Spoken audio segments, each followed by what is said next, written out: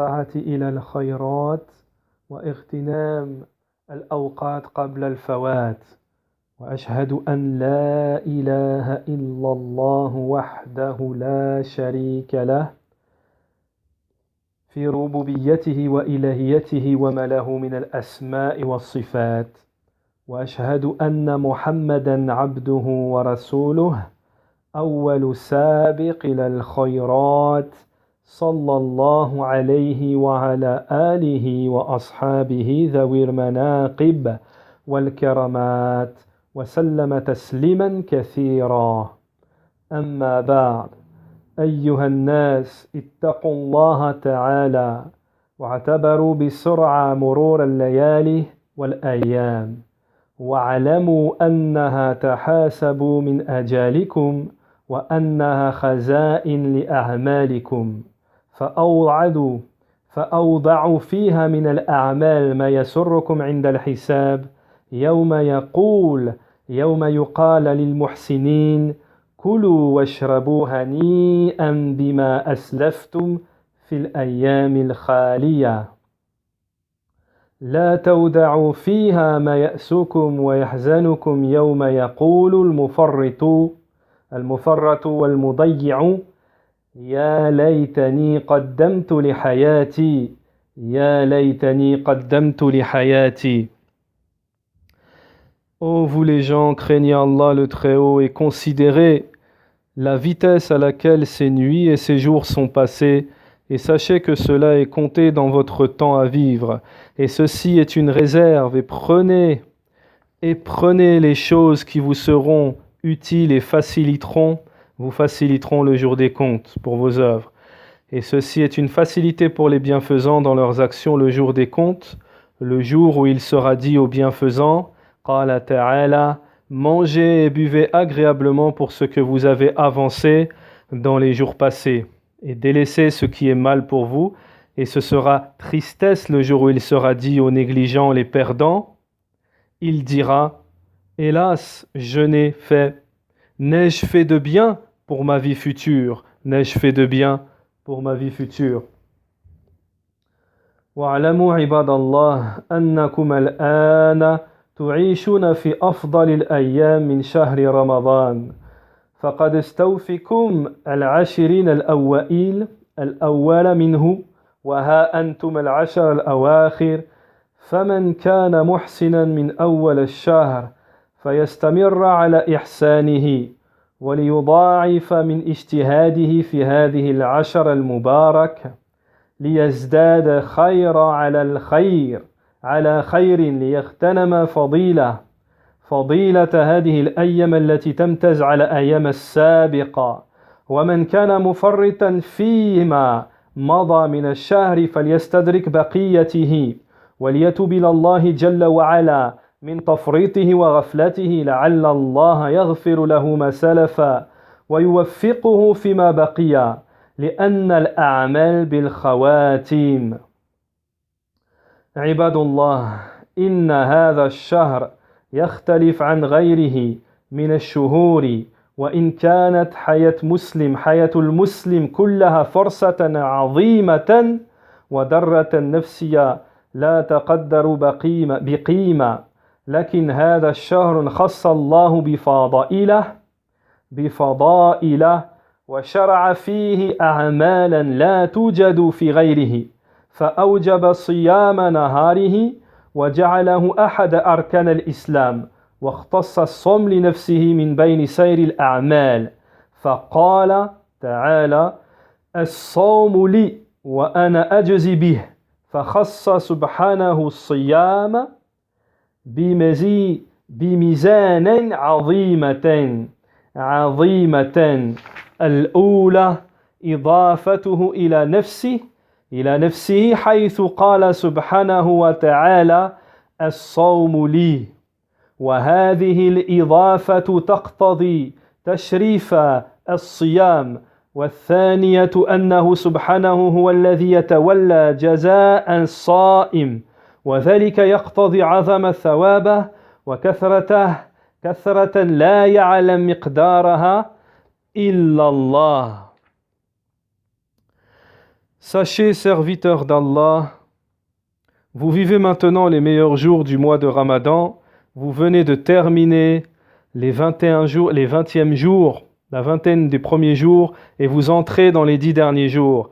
Celui qui a été bienfaisant les premiers jours de Ramadan, qu'il continue sa bienfaisance et qu'il multiplie ses efforts lors de ces derniers jours bénis. Que le bien augmente à son bien.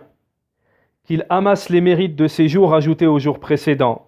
Que celui qui a été négligent au début du mois, qu'il se rattrape dans ce qu'il reste, qu'il se repente à Allah de sa négligence et sa léthargie, sa distraction. Et il se peut qu'Allah Ta'ala lui pardonne son passé et lui donne la réussite dans ce qui reste. Parce que les œuvres sont en fonction de leur finalité. Serviteurs d'Allah, ce mois est différent de tous les autres mois. Même si toute la vie du musulman est une occasion immense, mais ce mois, Allah Ta'ala l'a particularisé de bienfaits.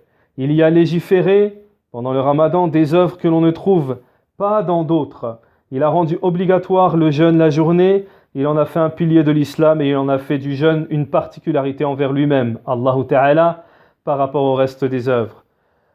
Allah Ta'ala nous dit, le jeûne est pour moi et c'est moi qui en donne la récompense. Allah Ta'ala a particularisé le jeûne par deux choses immenses qui le différencient de toute autre chose. La première, le fait de l'annexer à lui-même lorsqu'il dit, Allah Ta'ala, le jeûne est pour moi. Cette annexion implique la noblesse du jeûne. La deuxième chose, c'est que c'est Allah Ta'ala qui assume la récompense et cela indique la grandeur de la récompense que seul Allah Ta'ala connaît. وشرع الله في هذا الشهر القيام في ليله بصلاة التراويح جماعة في المسجد. وأخبر صلى الله عليه وسلم أن من قام مع الإمام حتى ينصرف كتب له قيام الليلة، وأن من قام رمضان إيمانا واحتسابا غفر له من تقدم من ذنبه. متفق عليه. وهكذا نرى أن أوقات هذا الشهر مشغولة بالعبادة فنهره الصيام وليلة قيام وليله قيامه، وذلك ليجتمع للمؤمن جهادان، جهاد لنفسه بالنهار على الصيام وجهاد لها بالليل على القيام، والجهاد يحتاج إلى الصبر. ولهذا سمي هذا الشهر شهر الصبر. وقد قال تعالى في كتابه الكريم: إنما يوفى الصابرون أجرهم بغير حساب. فمن جمع بين هذين الجهاد وصبر عليهما وفي أجره بغير حساب. أما الذي يترك الصلاة التراويح تكاسلا فقد عطل الليل مما خص به ولم يصبر على أحد الجهادين وحرم نفسه من هذا الأجر العظيم. فلينتبه لذلك أناس لا نراهم يصلون التراويح طول الشهر أو في أكثر الليالي، وإن صلوا في بعض الليالي لم يكملوا ويصلوا في بقيتها حتى يستوفوا قيام رمضان.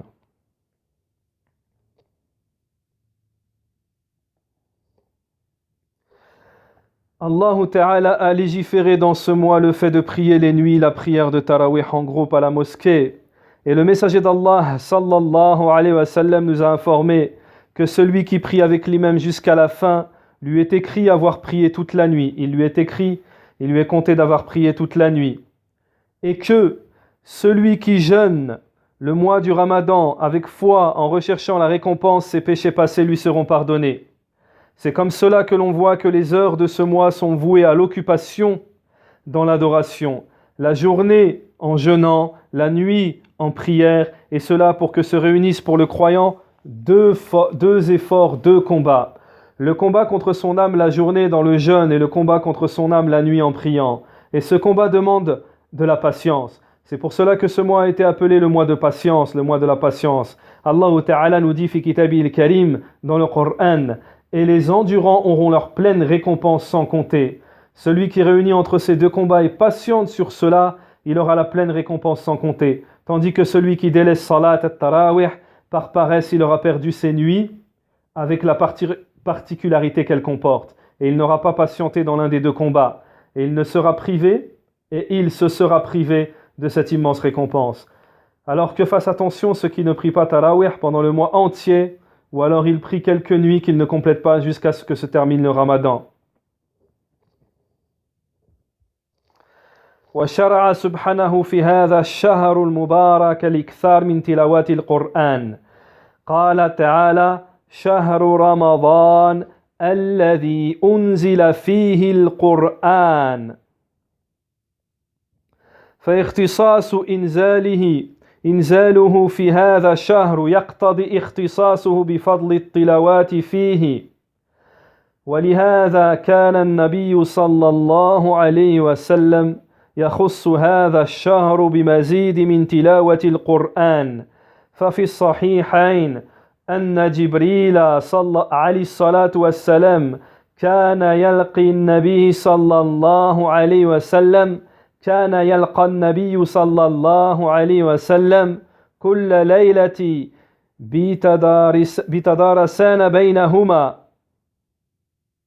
أفضل الكتب في هذا الشهر الذي هو أفضل الشهور، مما يدل على أفضلية التلاوة فيه على تلاوة في غيره من الشهور، وإن كانت التلاوة مطلوبة في كل وقت وفيها أجر عظيم، لكن أجرها يتضاعف في هذا الشهر أكثر من غيره، كما تدل مدرسة جبريل للنبي صلى الله عليه وسلم على استحباب عرض الإنسان حفظ القرآن على من هو أحفظ له منه، ليستفيد من إتقانه وقراءته وتلاوات القرآن في رمضان، تشمل تلاواته في صلاة التراويح وصلاة التهجد وتلاوته من غير الصلاة.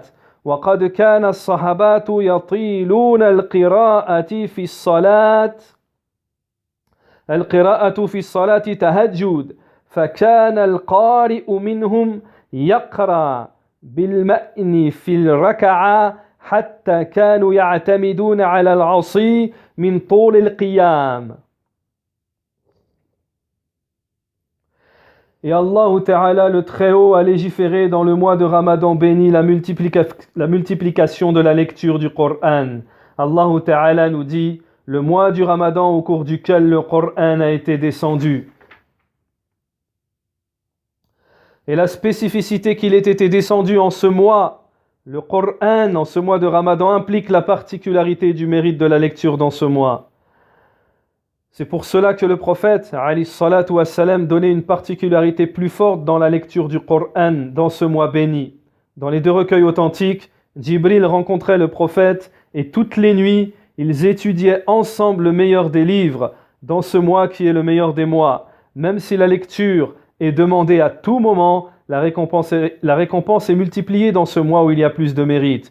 Comme nous l'indique l'enseignement de Jibril alayhi salam au prophète, alayhi salatu wassalam, du fait d'apprendre le Coran auprès des savants, auprès du plus savant, pour que nous puissions profiter, que cela soit utile en maîtrise et en lecture. La lecture du Coran pendant le Ramadan comprend la lecture dans la prière du Tarawih, dans les prières nocturnes, également la lecture en dehors de la prière. Les compagnons prolongeaient la prière lors des prières nocturnes. Les compagnons prolongeaient la lecture et la prière lors des prières nocturnes. Également, Allah Ta'ala a légiféré pendant le mois de Ramadan béni l'augmentation des efforts pendant les 10 derniers jours, car ce sont les nuits de libération, d'affranchissement pour ceux qui méritent l'enfer, lorsqu'ils se repentent de leurs péchés et fournissent les efforts. Pendant ces nuits, avec une intention vertueuse. Également celui qui prolonge la lecture pendant ces nuits avec une intention vertueuse. Également parce que ce sont les nuits où le prophète alayhi salatu wassalam augmentait ses efforts, il faisait vivre ses nuits avec les prières nocturnes, la veillée, il faisait la retraite spirituelle dans sa mosquée pour se consacrer aux adorations pendant ces nuits. Donc dans ces efforts, il y a le suivi du prophète alayhi salatu wassalam, le fait de suivre son exemple. et également la pratique de la parole d'Allah Ta'ala, où Allah Ta'ala nous dit fi kitabil karim, en effet vous avez dans le messager d'Allah Ta'ala un exemple modèle pour quiconque espère en Allah et au jour dernier et invoque Allah fréquemment. Ce sont les nuits où l'on espère gagner Laylat al-Qadr, Naham, celle dont Allah Ta'ala a dit à son sujet, la nuit d'Al-Qadr est meilleure que 1000 mois. C'est-à-dire les œuvres dans cette nuit sont meilleures que les œuvres de 1000 mois. Le prophète a dit, celui qui veille la nuit d'Al-Qadr avec foi et en espérant la récompense, tous ses péchés passés sont pardonnés. Et il faut veiller toutes les nuits du mois pour avoir la certitude sur Laylat al-Qadr. Encore pour les 10 derniers jours, encore plus pour les 10 derniers jours, elle n'a pas été fixée dans une nuit précise du mois.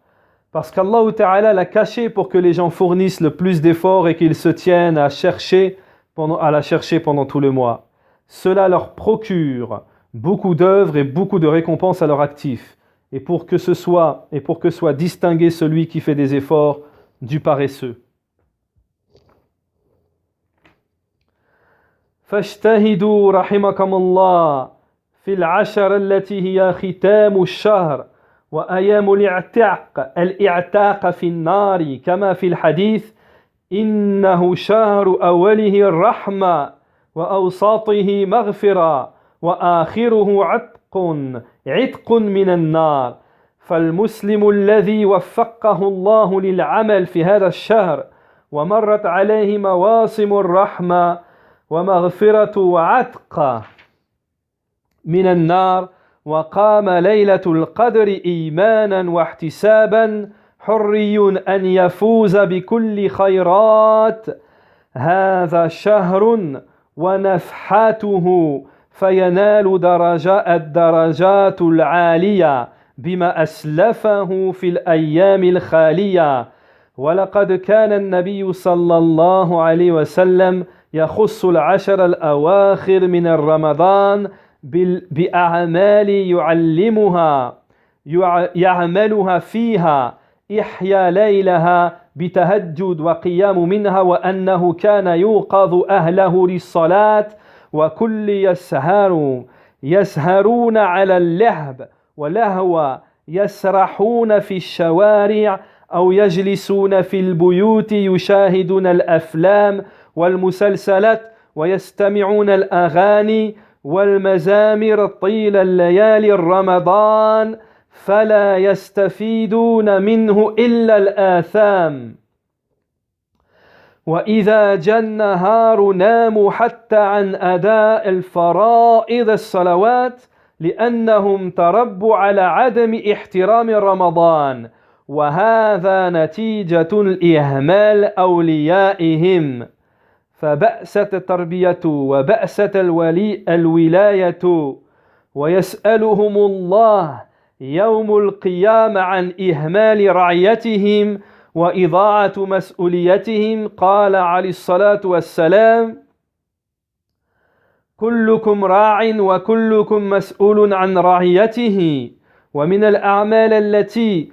الأعمال التي كان يخصه بها العشر الأواخر الاعتكاف وهو لزوم المسجد العبادة وعدم الخروج منه إلا لحاجة ضرورية ثم يرجع إليه كان النبي صلى الله عليه وسلم يعتكف في هذه العشر قطعا لإشغاله وتفرغا لباله وتخليا لمناجه ربه وذكره ودعاؤه فاجتهدوا رحمكم الله في هذه العشر التي هي ختم الشهر والتي هي أرجى من يكون لموافقة ليلة القدر وأكثر من جلوس في المساجد لذكر والتلاوة القرآن إذا لم تمكنوا من الاعتكاف. Allah Ta'ala nous dit redoublez d'efforts, qu'Allah vous fasse miséricorde dans les 10 derniers jours qui sont la clôture, la fin de ce mois, qui sont les jours de libération de l'enfer, comme dans le hadith.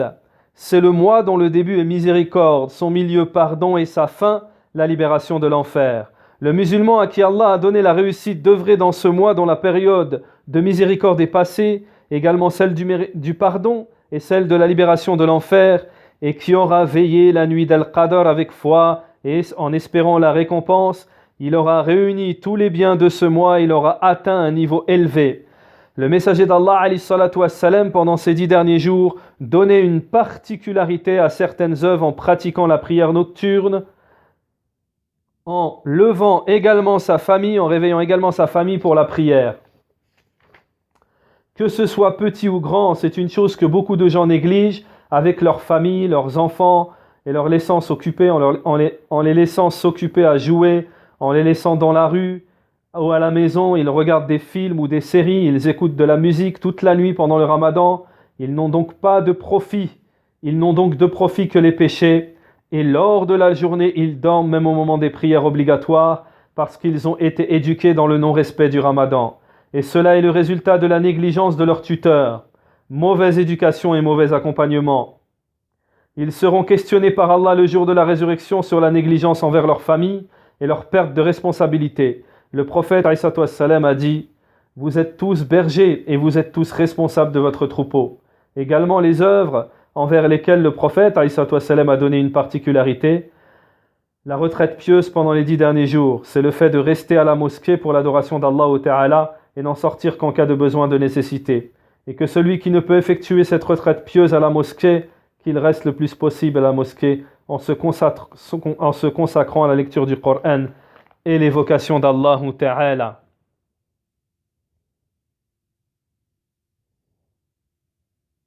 وقال تعالى في كتابه الكريم وسارعوا إلى مغفرة من ربكم وجنة عرضها السماوات والأرض أعدت للمتقين الذين ينفقون في السراء والضراء والكاظمين الغيظ والعافين عن الناس والله يحب المحسنين والذين إذا فعلوا فاحشة أو ظلموا أنفسهم ذكروا الله واستغفروا لذنوبهم ومن يغفر الذنوب إلا الله ولم يصروا على ما فعلوا وهم يعلمون أولئك جزاؤهم مغفرة من ربهم وجنات تجري من تحتها الأنهار خالدين فيها ونعم أجر عاملين.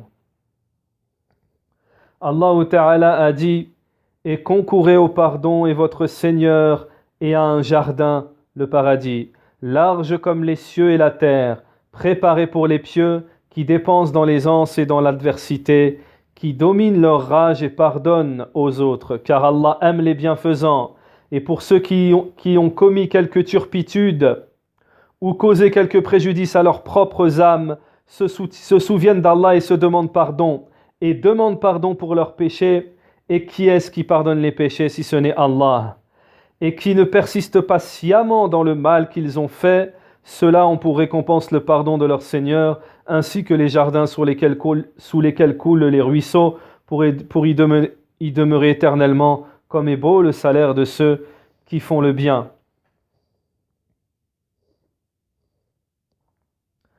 Alhamdulillahi alladhi manna alayna bi idraki shahri Ramadan ووفق من شاء فيه لينيل المغفرة والرضوان وأشهد أن لا إله إلا الله وحده لا شريك له في ربوبيته وإلهيته وأسمائه الحسان وأشهد أن محمدا عبده ورسوله كان كل ظهره رمضان صلى الله عليه وعلى آله وأصحابه وتابعين لهم بإحسان وسلم تسليما كثيرا. أما بعد، أيها الناس اتقوا الله تعالى عباد الله. كان السلف الصالح يجتهدون في إتمام العمل وإكماله وإتقانه، ثم بعد ذلك يهتمون بقبوله ويخافون رده كما قال الله تعالى والذين يؤتون ما أتوا وقلوبهم وجلة وجلة أنهم إلى ربهم راجعون وقال تعالى يتقبل الله من المتقين. وبعض الناس اليوم على عكس هذا، فمنهم من لا يتمم الأعمال، فقد رأينا من ينشطون في